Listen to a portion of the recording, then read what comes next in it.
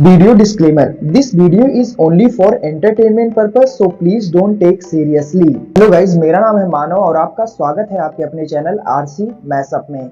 Guys, आज के इस वीडियो में हम देखने वाले हैं एक कमाल के मैशअप रिएक्शन को। अगर आपको ये मैशअप रिएक्शन की वीडियो पसंद आएगी तो वीडियो को लाइक और शेयर जरूर कर दीजिएगा और चैनल पे नए हैं तो चैनल को सब्सक्राइब जरूर कर लीजिएगा। Thank you. तो गाइज, आगे की बात हम वीडियो खत्म होने के बाद करते हैं, तो चलिए इस कमाल के मैशअप रिएक्शन की वीडियो की शुरुआत करते हैं। ये और दूसरा अगर देखें तो यार दुनिया का कह लो कि समा बिन लादेन को कहा जाता है, वो दुनिया का बहुत बड़ा एक टेररिस्ट जिसे कहा गया, अमेरिका ने जिसे टेररिस्ट घोषित किया, तो उसका भी कहीं ना कहीं मेरे नज़दीक जो है ना पाकिस्तान से मिल जाना और पाकिस्तान से कहीं ना कहीं उसकी जो है ना अमेरिका ने ही खोज लगा के निकाला, तो ये भी एक ब्लेम पाकिस्तान के ऊपर लगता है। तो मैं भी यही कहूंगा कि यहाँ भी हमारी पुलिसियाँ जो है ना फेल हुई हैं और कहीं ना कहीं हमारे लोगों खुद ऐसे लोगों को जो है ना पकड़ नहीं सके या पनाह दी, जो भी एक सिचुएशन है उसके ऊपर काफ़ी वीडियोस मैंने देखी हैं। मैं तो ये कहूँगा ये भी एक ब्लेम लगता है। और बहुत सारे जितने भी इंडिया ने अमेरिका के जरिए बहुत सारे पाकिस्तान में ऐसे लोग हैं जिन्हें टेररिस्ट घोषित कराया था, तो कहीं ना कहीं वो लोग भी देखें पाकिस्तान में है और उन्हें जो है नज़रबंद करने के जो है ना अमेरिका की तरफ से आर्डर थे कि इन्हें नज़रबंद किया जाए। वो भी आम लोग जो है ना घूमते। हिंदुस्तान स्पेशल में आपका स्वागत है दोस्तों। विदेश मंत्री एस जयशंकर फिलहाल यूरोपीय यूनियन के नेताओं से मुलाकात करने के लिए ब्रसल्स में हैं। उन्होंने इस दौरान पश्चिमी देशों से कहा कि आतंकवाद के खिलाफ भारत की लड़ाई को भारत बनाम पाकिस्तान नहीं बल्कि भारत बनाम टेररिस्तान कहा जाना चाहिए। उन्होंने पश्चिमी देशों से कश्मीर में आतंकवाद के बाद पाकिस्तान के खिलाफ नई दिल्ली की कार्रवाई को भारत बनाम टेररिस्तान के मुद्दे के रूप में देखने का आह्वान किया। उन्होंने कहा कि यह केवल दो पड़ोसी देशों के बीच सीमा विवाद भर नहीं है। एस जयशंकर ने पहलगाम आतंकी हमले के बाद ऑपरेशन सिंदूर के तहत भारत की कार्रवाई को दो परमाणु संपन्न पड़ोसियों के बीच प्रतिशोध की कार्रवाई के रूप में चित्रित करने पर अंतर्राष्ट्रीय मीडिया की भी आलोचना की।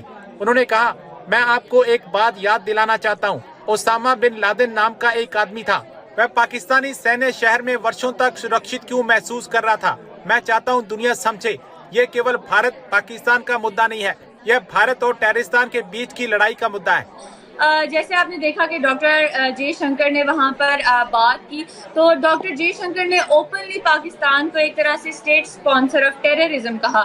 तो क्या आप क्या समझते हैं, ये क्या कोई डिप्लोमेटिक ऑफेंसिव का आगाज है या ये क्या है? देखें, दुआ बहुत शुक्रिया। देखें, इम्पोर्टेंट चीज़ ये है कि डॉक्टर जयशंकर जो है वो बेल्जियम में ब्रसल्स में है और वो यूरोपियन यूनियन और बेल्जियम की जो लीडरशिप है उनसे भी मुलाकातें कर रहे हैं। एक बात तो ये होगी। दूसरी बात इसमें थोड़ी सी ये समझनी है कि डॉक्टर जयशंकर ने इस तरह की बातें पहले कभी नहीं की जिस तरह की बातें वो कर रहे हैं। आपने सुना वो कह रहे हैं कि इंडिया टेररिस्तान। तो ये एक बेसिकली अप्रोच है जो इंडिया जो है वो अडॉप्ट कर रहा है और ये वो अप्रोच समझते हैं कि अगर हम ये अप्रोच जारी रखेंगे तो शायद हम एक ऑफेंसिव लाइन जो है वो अडॉप्ट कर सकेंगे और पाकिस्तान को ईयू प्रेसिडेंट के सामने कहना कि ये टेररिस्तान है, दिस इज नॉट पाकिस्तान। आपका क्या ख्याल है, अगर ये टेररिस्तान है तो पाकिस्तान के साथ क्यों नहीं डिप्लोमेटिक ताल्लुकात खत्म कर देते? ये आप देखें कि ये एक कितनी बड़ी बात है कि एक मुल्क का वजीर खारजा दूसरे मुल्क पे इल्जाम लगा रहा है पाकिस्तान को दहशतगर्द, टेररिस्तान कह रहा है। डॉक्टर जयशंकर को ये लफ्ज यूरोपियन यूनियन के साथ अपनी इस कन्वर्सेशन में बोलना पड़ गया। इससे अब ये जो ईयू की टॉप डिप्लोमेट है काजा कालस इनका नाम है, ये क्या सोचती होंगी कि why doctor Jaishankar has to do this? So this is not India Pakistan, this is India Terroristan. So Pakistan, आपको पता है एक चीज बार बार कहता है, India does not accept Pakistan as a state. India Pakistan को एज ए स्टेट मानता ही नहीं है। इंडिया नहीं कहता कि पाकिस्तान एक स्टेट है, इंडिया कहता है कि नहीं, इनकी कोई औकात नहीं है। अब आते हैं मेन मुद्दे के ऊपर, टॉपिक के ऊपर अब आते हैं। सबसे पहले भारत की नजर पड़ी क्योंकि भारत जो है ना इंटेलिजेंट में बहुत आगे जा रहा है, टेक्नोलॉजी में भारत पूरी दुनिया में आगे जा रहा है और ये बात सच भी है। इसमें कई बार हम लोग डरते हैं ये बात करते हुए, इसी से आते हैं हम लोग ये बात करते हुए कि भारत को हम अच्छा कह देंगे तो पता नहीं क्या हो जाएगा। बड़े लोगों ने ये कोशिश की आके मेरे ऊपर हमला करने की भी कोशिश की, या मेरे लोगों ने आके मुझे गद्दार कहना भी शुरू किया। लेकिन इसका मकसद ये नहीं कि हम लोग डर गए। और जिस तरह मैं ये बात कर रहा हूँ, मतलब वीडियो बना रहा हूँ, तो मुझे कोई ऑफिशियल आदमी ने कभी आके इस तरह वीडियो में टोका नहीं है, रोका नहीं है। जो सच है वो मैं आपको बता रहा हूँ। अच्छा, अब आते हैं टिकटॉक के ऊपर। इंडिया ने बड़ी सख्ती से टिकटॉक को बैन किया, और उन्होंने ऐसा बैन किया कि पूरे भारत में पिछले कई सालों से आपको टिकटॉक का नामो निशान नजर नहीं आएगा। अच्छा, यूएसए की अब बात करते हैं, अमेरिका की। अमेरिका वैसे तो हम लोग उसे सुपर पावर कहते हैं। अमेरिका जो अपने आप को सुपर पावर कहता है ना, आप यकीन मानिए ये इंडिया की नकल उतारता है। और ये एक जगह पे नहीं, ऐसी कई जगहों पे मैं आपको दिखा सकता हूँ कि इंडिया की वो कॉपी करता है, इंडिया की नकल उतारता है। अभी आप रिसेंटली देखें कि इंडिया ने वो चाइना की ऐप जो है वो टिकटॉक को बैन किया, तो उसके बाद अब अमेरिका उसी रास्ते पे चल पड़ा है, उसी कदम के ऊपर कदम रखता जा रहा है। अब वो भी ये कह रहा है जी कि हमारी सिक्योरिटी के इश्यूज हैं टिकटॉक को लेके, हमारे राज नहीं रह रहे हैं, तो हम लोग भी टिकटॉक को जो है ना बैन करने वाले हैं। यानी कि इंडिया के नक्शे कदम पे चलते हुए हम भी टिकटॉक को बैन करेंगे। इसी तरह देखिए ना, आपके अमेरिका ने कहा जी कि मैं पूरा टिकटॉक बैन करूंगा, या टिकटॉक मैं खरीद लूंगा। वो बड़े अमीर है ना, वो पैसे वाले हैं, लेकिन उन्हें ये नहीं पता कि टिकटॉक खरीद किससे रहे हैं। हमें देखने में लगता है कि चाइना बहुत सस्ता है। चाइना जो है ना बहुत सस्ता है। चाइना में तो लोग बड़े खुशहाल होंगे, वो तो चीज़ें उन्हें बड़ी सस्ती मिलती होंगी। मैडम, मैं चाइना गया हूँ, तो जो लोग चाइना गए हुए हैं आप उनसे ज़रा पूछिए, वो लोग आपको ये बात बताएंगे। हो सकता है आप इधर झूठ बोल रहा हो। चाइना में बहुत ज़्यादा महंगाई है, फिर भी पाकिस्तान में चीज़ें हमें सस्ती नज़र आती हैं। आप यकीन करें, चाइना से मैं बता रहा हूँ। एक जूसर था, तो मुझे एक चाइनीज़ ने कहा, वो दोस्त बन गए, वो थे, कारोबार कर रहे थे चाइना को लेके, तो जूसर मशीन जो है ना वो थी।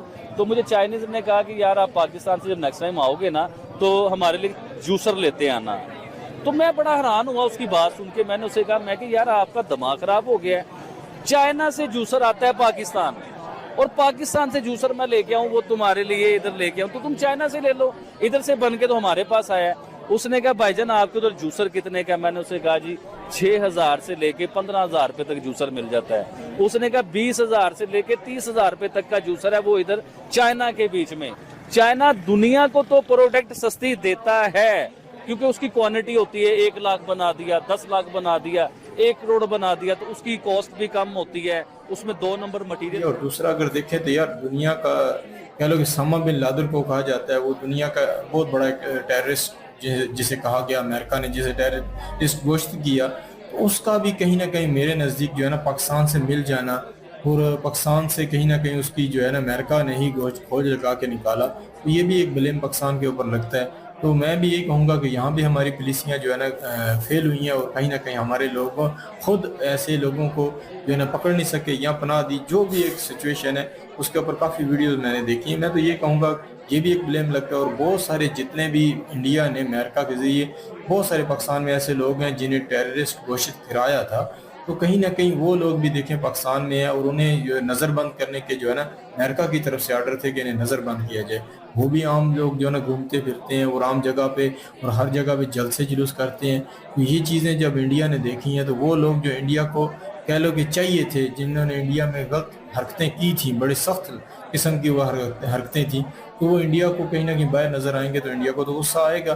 तो इसलिए इंडिया ने फिर आलमी सतह पर ये आवाज़ उठानी शुरू कर दी है। तो मैं तो यही कहूँगा कि ये बड़ी गंभीर सिचुएशन है, इससे पाकिस्तान को कहीं ना कहीं सीखना चाहिए, समझना चाहिए कि कहीं ना कहीं आने वाले वक्त में फिर ग्रे लिस्ट में जाने वाला मुद्दा ना बन जाए।